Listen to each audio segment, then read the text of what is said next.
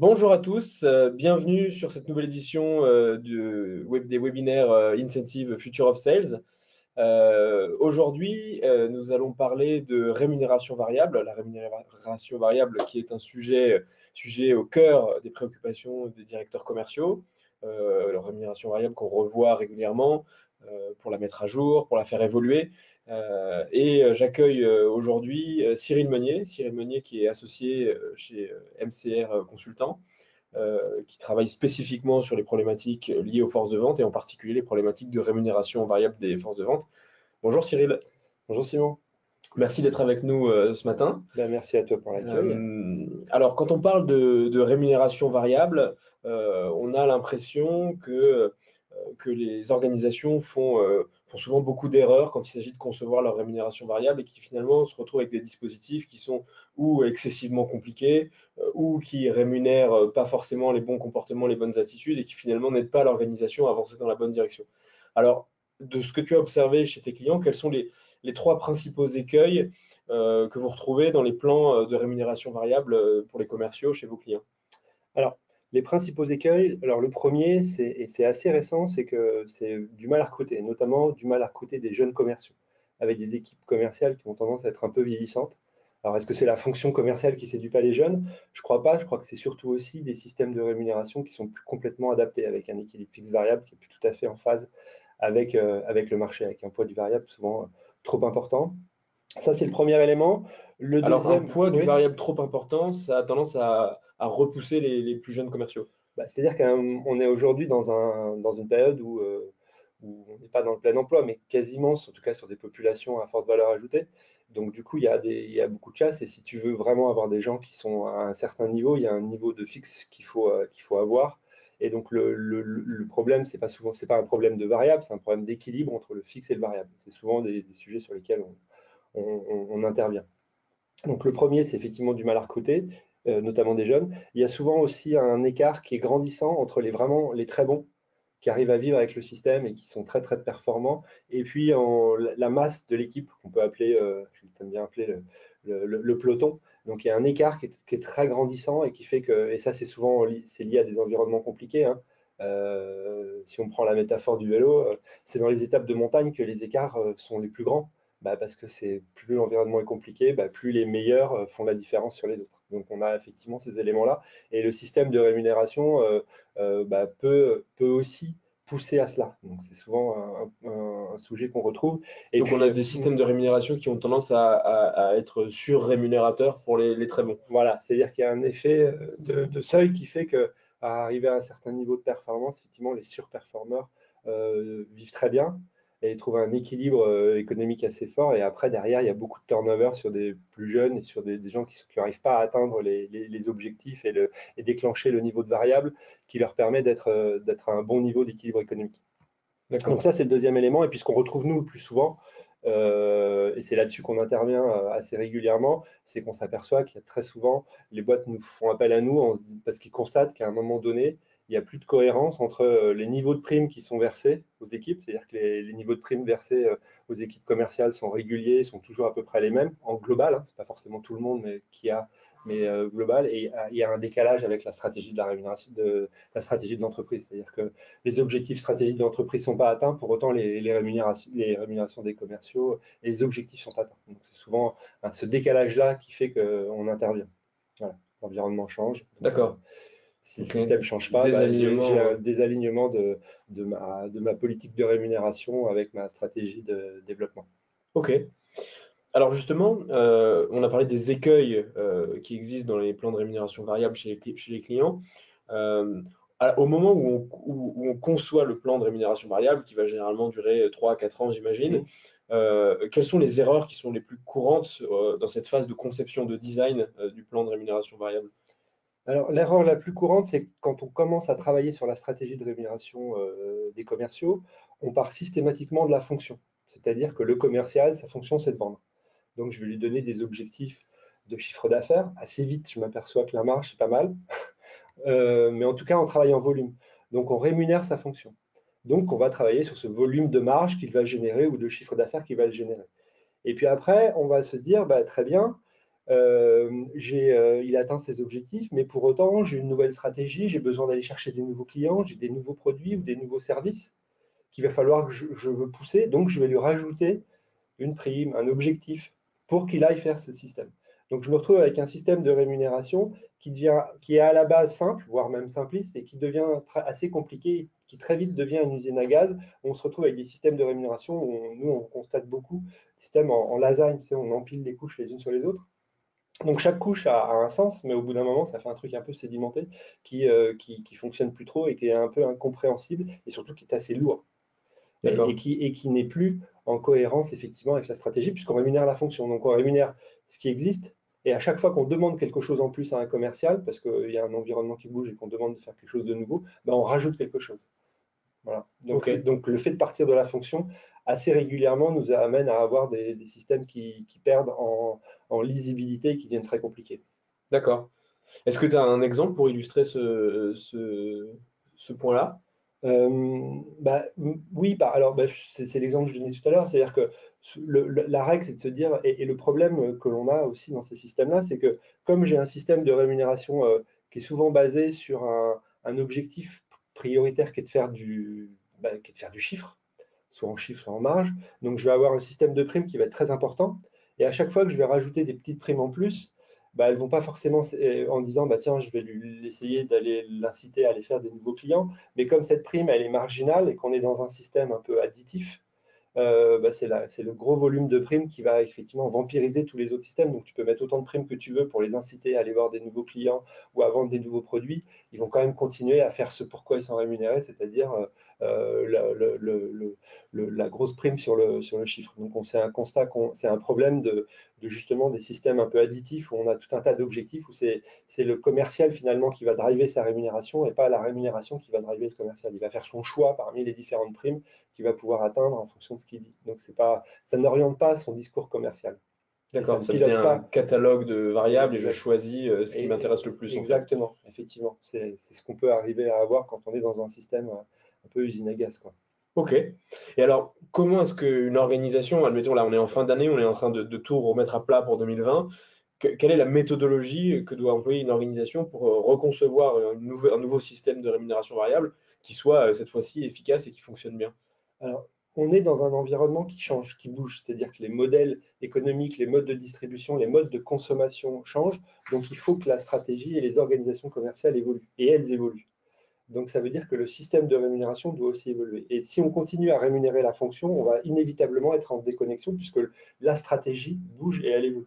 Donc il ne faut plus partir de la fonction, il faut partir de la stratégie. C'est-à-dire non plus rémunérer ce qu'on fait aujourd'hui ou continuer à rémunérer le poids du passé avec des primes qui durent parce qu'on ne veut pas les enlever, on ne va pas embêter les commerciaux à leur enlever des primes. Non, ils ne sont déjà pas à leurs objectifs, si on leur enlève, ils vont être encore moins bons. Donc l'idée, c'est de partir de la vision, c'est-à-dire de se dire, on va réfléchir le système de REM, non plus sur la fonction, mais sur là où on veut aller. La stratégie. C'est quoi la stratégie? C'est quoi l'équipe, la vision? C'est là où on veut aller. Et de là, on se dit, voilà, si on veut aller là, quels sont les indicateurs qu'il va falloir intégrer? Et on va construire le système de REM non plus par rapport à la fonction, mais par rapport à la stratégie. Voilà. D'accord. Donc ça veut dire par exemple que si ma stratégie pour 2020, c'est la conquête de parts de marché dans un nouveau marché sur lequel je viens de sortir un nouveau produit, je remets toute ma rémunération Bah, variable centrée sur cet objectif-là. exactement. Je construis mon système de REM autour de cette stratégie-là. Et je vais valoriser beaucoup plus ces indicateurs-là. Et du coup, on se retrouve plus, quand on structure le système de rémunération, on a un peu, c'est toujours un peu, je donne toujours cet exemple, mais il est assez bon, c'est-à-dire que c'est toujours les mêmes ingrédients qu'on retrouve dans les systèmes de REM. Les indicateurs, c'est toujours à peu près les mêmes. Donc ça, c'est les ingrédients. Par contre, le truc qui va être important, c'est la recette. Et souvent, quand on suit un peu la cuisine, la différence entre un grand chef et moi, par exemple, c'est que le grand chef, il a une recette qui est à lui. Et souvent, souvent, ils ne la communiquent pas. Ils vont te montrer qu'ils vont faire le marché, qu'ils vont choisir les bons ingrédients, toujours dans les émissions de télé-réalité, mais ils ne te montrent pas le cœur de la recette. Et c'est ça qui fait la différence. Et la recette, en fait, dans le système de REM, c'est le mode de calcul que tu vas prendre. Et c'est vrai que si tu as un système additif, tu te retrouves à avoir un système qui va devenir très compliqué, où on va empiler les couches, Par contre, on peut aussi, et nous on est assez souvent dans ces dispositifs-là, si tu veux partir de la stratégie, c'est dans un système multiplicatif où tu vas lier les indicateurs. C'est-à-dire que si tu joues le jeu du volume, très bien, mais il faut aussi que tu joues le jeu du qualitatif avec l'atteinte d'objectifs stratégiques. Parce que sinon, tu n'auras pas les points qui vont te permettre de pouvoir multiplier l'indicateur de volume que tu auras eu. Voilà. D'accord. Et alors donc, il faut aligner la stratégie de rémunération variable avec la stratégie de l'entreprise. Mais aujourd'hui, alors il y a quelques années, on faisait des plans stratégiques à 5 ans, on est passé à 3 ans, et je dirais qu'aujourd'hui, on a même tendance à réfléchir à la stratégie à l'année, voire même au trimestre, dans certains cas, dans des marchés extrêmement mouvants. Ça veut dire qu'il faut se donner une flexibilité pour pouvoir faire évoluer sa rem variable fréquemment. Exactement. Et ça veut dire que le système de rémunération variable, il doit être évolutif. On ne doit pas. Le truc, c'est que si tu es sur un modèle de rémunération qui est souvent, quand on intervient, on s'aperçoit que les systèmes de rem variable, ils existent depuis très longtemps. Ils perdurent depuis des années parce que c'est un sujet ultra sensible où on se dit, ouais, c'est facile de faire un système de rem variable, mais personne n'ose y toucher parce que c'est un sujet sensible et que les commerciaux, dès qu'on commence à leur demander qu'est-ce que vous pensez de leur système de REM, ils vous disent tous ah, on n'est pas bien pris, etc. Mais dès que tu veux bouger, là tout le monde se met en frein. Donc c'est des sujets qu'on aborde rarement. Mais il faut effectivement en faire un vrai moment d'échange. Il faut intégrer le management dans la réflexion pour qu'il puisse le faire vivre et le faire évoluer. Tous les ans, tu travailles ta stratégie, tes objectifs, ton pacte, ton plan d'action commercial et tu alignes les objectifs. Bah, le système de REM, si tu ne le fais pas bouger, à un moment donné, il se déconnecte. Donc, il faut aussi savoir l'aligner. D'environnement qui bouge vite. C'est vrai qu'on a toujours, il y a une vision, une stratégie, elle bouge, mais ce qui bouge, c'est surtout les objectifs. C'est un peu une course de bateau, quoi. Tu fais la route du Rhum, tu pars de Saint-Malo, tu vas à Pointe-à-Pitre, tu as un cap. Ça, c'est ton cap, c'est moyen terme. Après, en fonction de la stratégie de course, des concurrents, de la météo, tu vas prendre un cap bâbord, tribord, cap sud-nord. Tu ne vas pas arrêter de changer. Mais ça, c'est tes objectifs qui vont bouger. Il faut être souple, parce que si tu veux faire une ligne droite, bah, tu n'arriveras pas à bon port. Par contre, le cap, il reste souvent le même. Ta vision, elle est la même. Si tu dis que tu veux grossir, tu veux atteindre cette vision-là, il faut savoir aussi la communiquer et mobiliser tout le monde. Ok. Et comment concrètement, ça peut être un peu compliqué de faire changer une REM variable avec des négos parfois compliqués avec des instances représentatives du personnel ou des questions RH juridiques ou des questions contractuelles même de refaire signer des avenants. Comment est-ce qu'on fait pour se garder cette souplesse de faire évoluer la REM variable parfois à l'année, voire au trimestre? Alors, bouger au trimestre, faut pas non plus. C'est bien d'apporter de la lisibilité parce que si ça bouge tout le temps, à un moment donné, j'embarque pas grand monde. Mais ce qu'il faut, si tu veux que ça fonctionne, et nous, c'est un peu ce qu'on constate et ce qu'on essaie de mettre en œuvre à chaque fois, c'est qu'il faut impliquer les gens qui vont utiliser l'outil. Qu'est-ce qu'utilise l'outil au quotidien pour motiver son équipe? C'est le management. Et ce n'est pas le top management, hein, ce n'est pas le DIRCO ou la DRH, c'est le management commercial de proximité. Et eux sont clés dans la réflexion, puisqu'il faut les impliquer dans la réflexion, parce que c'est eux qui vont l'utiliser. C'est eux qui vont savoir très vite s'il y a des frustrations, si le système fonctionne, s'il ne fonctionne pas. Donc, c'est eux qu'il faut impliquer aussi dans la réflexion. Voilà. Je sais pas si tu... D'accord. Et alors, justement, tu parles du management commercial de proximité. Il faut les impliquer dans la réflexion sur la conception du dispositif de REM variable pour les commerciaux. Est-ce qu'en parallèle, il faut avoir une réflexion sur leur propre plan de REM variable? Quand tu parles d'alignement du système de REM par rapport à la stratégie, c'est sûr que si tu changes le système de rémunération des équipes et que tu n'alignes pas les objectifs du management, à un moment donné, tu vas avoir un problème.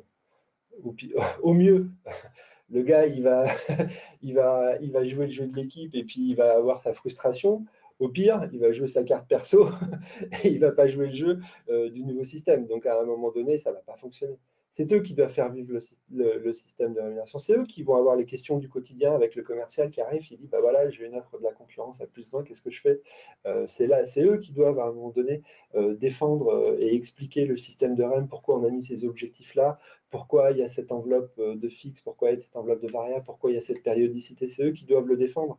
Et s'ils ne sont pas impliqués dans la réflexion et s'ils ne savent pas pourquoi on a choisi ce système de REM, bah, ça ne fonctionnera pas. Parce qu'il y aura une déconnexion entre les opérationnels, les commerciaux, et puis le système qui aura été construit par la direction ou les parties commerciales ou RH ou la Sales Excellence et qui sera déconnecté du terrain. Ça doit être un outil qui doit être évolutif. Et si j'implique le management, bah, je vais pouvoir du coup assez vite, je vais réduire l'écart entre le moment où je le réfléchis et où je le déploie. Et donc du coup, je vais pouvoir être beaucoup plus réactif. On est dans des modèles d'organisation qui sont aujourd'hui un peu différents, quoi. Modèles pyramidaux descendants, on en voit de moins en moins. On Ok. implique les gens. Et alors, concrètement, j'allais te poser la question de savoir à quel rythme il fallait faire évoluer le plan de REM variable. Je comprends que ça doit rester aligné sur la Bah, stratégie en de fait, l'organisation. si tu travailles si tu dis que le système de REM, il doit être lié à la stratégie de la boîte, si ta stratégie change, ton système doit évoluer. Donc ta stratégie, souvent, tu la changes parce qu'il y a un environnement légal qui bouge, un nouveau concurrent, une évolution marché, ou enfin, tu vas avoir des nouveaux éléments. Donc c'est à ce moment-là que tu le fais évoluer. Donc la D'accord. périodicité, elle est liée au développement de ta boîte, quoi. Et chez vos clients, qu'est-ce que vous observez en termes à peu près de ce qui se fait Alors après, il y a deux cette choses. évolution? Il y a quand tu changes de système, et après, il y a la périodicité des versements. Je ne D'accord. sais pas si c'était la question Non, que moi, tu c'est voulais plus poser. à peu près à quelle fréquence aujourd'hui les boîtes changent leur système. Est-ce qu'elles le font tous les 3 ans? Est-ce qu'elles le font tous les ans?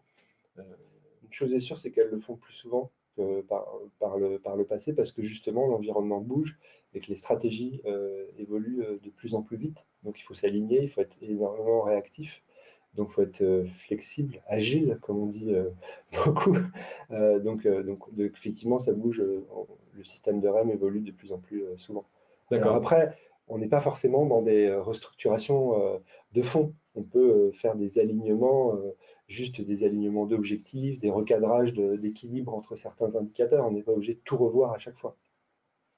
C'est un réglage, hein, c'est comme voiture Formule 1, le moteur, tu changes pas le moteur tout le temps. Tu fais des réglages et tu l'affines et tu vas essayer d'aller chercher le plein potentiel de ton moteur. D'accord. Ok. Donc, évolution plus fréquente qu'avant et des évolutions régulières qui sont du Ouais, fine-tuning plutôt que exactement, de la exactement, transformation profonde. exactement. D'accord. Ouais. Il faut savoir être à l'écoute de ce qui se passe et de l'aligner assez vite. Ok. Et alors, on parle de REM variable, mais j'ai l'impression qu'aujourd'hui, avec l'arrivée de nouvelles générations dans les organisations, euh, finalement, il y a de moins en moins d'attentes concernant la pure rémunération. Mhm. Et que les gens rentrent dans l'entreprise aujourd'hui et restent dans l'entreprise. Alors bien sûr que la rémunération compte, mais restent dans l'entreprise pour le sens qu'ils y trouvent, pour la mission qu'ils ont, pour les perspectives d'évolution qu'on leur donne, les perspectives de développement personnel. Mhm. Du coup, la question, c'est est-ce que finalement la REM variable, c'est toujours un système adapté ou est-ce que c'est complètement dépassé aujourd'hui? Alors, une chose est sûre, c'est qu'effectivement, il y a d'autres attentes aujourd'hui que uniquement la rémunération. Tu ne viens pas uniquement travailler parce que tu as la rémunération en face. Il y a d'autres éléments. Il faut reconnaître, il faut travailler sur l'esprit d'équipe. Les modèles organisationnels sont différents. Maintenant, le variable, si on parle d'équipe commerciale, il est ultra important parce que c'est ça qui va te permettre de garder une dynamique et qui va permettre de pouvoir garder un rythme de performance sur l'ensemble de l'équipe. Je prends souvent un exemple, j'avais entendu l'ex-président des Silors, Xavier Fontanier, qui expliquait justement, on lui posait la question de savoir si c'était important d'avoir des systèmes de rémunération variable, et il disait, voilà, je vais vous donner un exemple, si, imaginons, voilà, tu es à l'école, il y a un instituteur qui fait faire une dictée à ses élèves. Après, il rend les copies, et puis il va voir, il fait, Simon, tu as bien travaillé, tu mérites 18. Par contre, je vais te mettre 10 parce qu'il ne faut pas qu'il y ait trop d'écart entre les plus performants et les moins performants. Après, il arrive, il fait Cyril, Cyril, tu as fait plein de fautes d'orthographe. Tu mérites 2, mais je te mets 10 parce que je veux t'encourager. Qu'est-ce qui se passe dans la durée? Dans la durée, petit à petit, à un moment donné, toi, tu vas te dire, ouais, j'ai 18 ou 16, finalement, je mérite 18 ou 16, j'aurai 10. Donc, quoi qu'il arrive, à un moment donné, tu vas réduire l'effort, enfin, ton niveau d'exigence va être moins important. Celui qui a 2, j'ai 2 ou 0, de toute manière, je ne suis pas bon, donc c'est pas grave, j'ai quand même 10. Donc à un moment donné, tu te retrouves à avoir un nivellement, mais un nivellement par le bas. Et pour tout le monde, les plus performants, mais aussi les moins performants. Donc la logique de variable, elle est importante. Philosophiquement, c'est toujours intéressant de se dire on est tous pareils, mais on a tous besoin de reconnaissance et on a tous besoin de pouvoir se positionner et il faut à un moment donné valoriser les plus performants pour pouvoir tirer tout le monde vers le haut et non pas tirer tout le monde vers le bas. C'est inévitable. Et du coup, est-ce qu'aujourd'hui, vous observez des systèmes de rémunération variable qui incluent à la fois de l'individuel, mais également de la performance Alors, collective? exactement. C'est-à-dire que euh, ce qu'on entend souvent parler, c'est de dire voilà, le commercial, c'est un mercenaire qui travaille dans son coin, qui fait son développement, et les bons sont souvent comme ça. Aujourd'hui, avec la digitalisation de la relation client, il n'y a plus qu'un seul, il n'y a plus que il n'y a pas que le commercial qui communique avec le client. D'ailleurs, il y a le marketing, il y a toutes les dimensions digitales, on est dans des ventes de plus en plus complexes, donc on a besoin de support technique. Donc la vente, elle se fait à plusieurs. Donc c'est évident qu'il il y a une logique de rémunération collective, variable collective aussi, qui doit être intégrée dans les équipes commerciales. Donc il y a l'équilibre fixe variable, important, c'est essentiel. Si tu construis un politique, souvent on dit que le système de variables ne fonctionne pas, mais souvent c'est parce que l'équilibre entre le fixe et le variable n'est pas bon. Si tu construis une maison sur des sables mouvants, elle ne va pas tenir. Le problème, ce n'est pas la maison, c'est qu'elle n'est pas construite sur quelque chose de stable. Donc il faut avoir un niveau de fixe qui soit aligné et en cohérence. Et après, c'est construire un système de variables qui intègre à la fois de l'individuel et aussi du collectif pour donner du sens, un esprit d'équipe et une dynamique d'entreprise. D'accord. Et ça, c'est systématique maintenant, tout le monde fait individuel et collectif, ou ça reste encore un cas isolé, le collectif? On a quand même encore beaucoup d'individuels. Euh, Après, tout dépend de l'équilibre entre le collectif et l'individuel, va dépendre du type de vente que tu vas avoir. Justement, de la dilution de la vente entre un individu et plusieurs personnes qui vont intégrer sur le suivi d'un client. D'accord. Ouais. Ok. Et alors, est-ce qu'aujourd'hui, c'est possible, est-ce qu'il y a des organisations qui fonctionnent sans rémunération variable pour leurs commerciaux? Alors, il y en a beaucoup qui essayent. C'est vrai que on écoute là et depuis un quart d'heure qu'on discute, on s'aperçoit que ça peut paraître un peu compliqué. Donc on peut se dire, bah, c'est compliqué donc j'arrête. C'est pas parce que tu as des petits problèmes d'éducation avec tes enfants qu'il faut pas faire d'enfants. Donc il y en a qui essayent d'enlever le variable, mais comme on l'a vu tout à l'heure, durablement c'est compliqué, quoi. Il y a l'exemple de, je ne sais pas si tu avais vu, il y a quelques années, Dan Bryce, qui était un président d'une startup américaine, je ne sais plus, je crois que ça s'appelait Gravity Payment. Il avait fait toute une communication en disant, voilà, j'ai regardé le salaire moyen de la boîte entre le président, moi et les autres, c'est 70K euros, et il avait mis tout le monde à 70K euros, lui compris. Il avait dit, voilà, c'est plus de variable, plus rien, et tout le monde le même salaire. Donc ça a super bien marché. Il a fait une belle campagne de promotion. Tous les médias l'ont repris. Et donc pour ses clients, c'était bien. Sauf que dans la durée, 6 mois après, il y a eu des vrais soucis. C'est que les bons et les hauts potentiels sont tous partis, quoi. Donc je ne sais pas ce qu'il a fait derrière, mais en tout cas, il y a eu plein de problèmes derrière pour gérer cela. Donc dans l'idée, c'est bien. Maintenant, je pense qu'il faut toujours avoir un équilibre. Pas de variable du tout. Je pense que on se met vraiment en danger. Trop de variables aussi. Donc c'est toujours une question d'équilibre et de dosage. Ok. Et donc, dans vos clients, il y a des exemples qui fonctionnent sans variable ou c'est pas On encore. en a quelques-uns. Alors, il y a des sujets des équipes commerciales, par contre, où les variables ont été enlevées, notamment dans les centres d'appel. Tous les commerciaux, les inside sales, etc. Dans certains environnements, il y a, notamment dans l'environnement mutualiste, il y a le devoir de conseil, etc., qui fait qu'ils ont enlevé, il y a des parts variables qui ont été enlevées.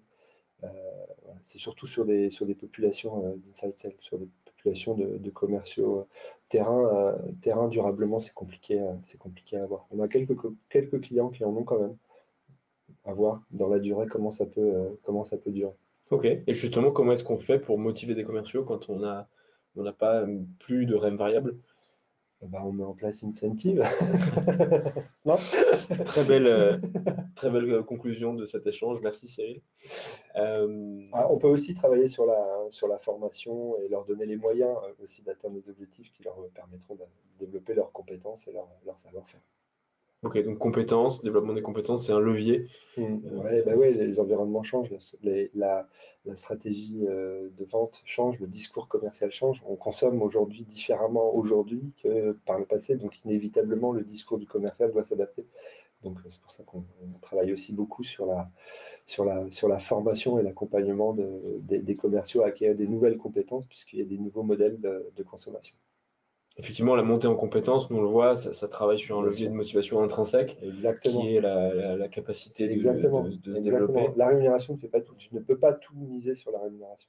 La rémunération, ça reste un facteur extrinsèque de motivation, donc il faut le combiner Exactement, mais qu'il faut combiner avec la motivation avec intrinsèque. des facteurs de Exactement. motivation intrinsèque, Tout à fait. donner plus de sens, faire progresser, donner de l'autonomie. Et ton système de rémunération doit aussi donner plus de sens.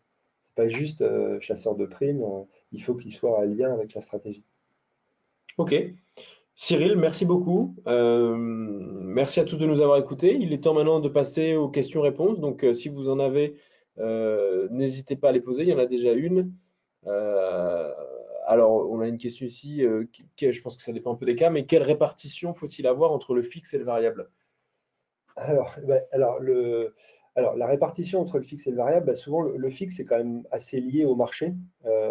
Quand tu as un marché comme aujourd'hui de travail qui est assez tendu, c'est vrai que tu as un impact sur le fixe qui est assez important. C'est une question un peu sensible. C'est un peu je dis pas que c'est du cas par cas, mais en tout cas, c'est un travail qu'il faut voir avec le marché. C'est-à-dire que le fixe, il est lié aussi à la cohérence externe. Et après, le variable va créer aussi la cohérence interne pour motiver les équipes, quoi.